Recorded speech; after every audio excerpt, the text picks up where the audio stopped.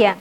Saya Widya Sania akan menyampaikan berita teraktual yang terjadi di seputar Sumatera Selatan dalam info hari ini, Jumat di Palpos Channel.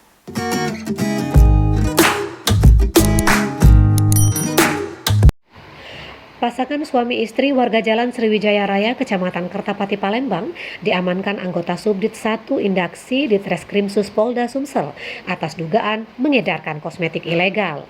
Pasangan suami istri dimaksud adalah Linda Astika dan Supriyadi. Keduanya diamankan saat akan mengirimkan kosmetik ke kawasan Jalan Palayuda, Kelurahan Aryo Kemuning, Kecamatan Sukarame, Palembang, pada Senin 20 September 2021 sekitar pukul 20 waktu Indonesia Barat.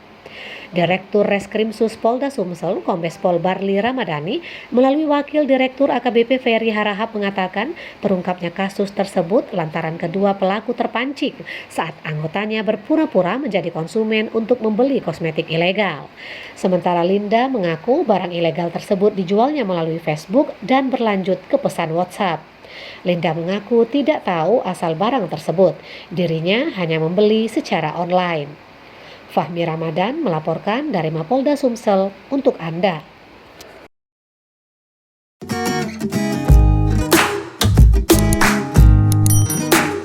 Demikian info hari ini, saya Widya Sania dan segenap kru yang bertugas undur diri. Terima kasih, selamat siang.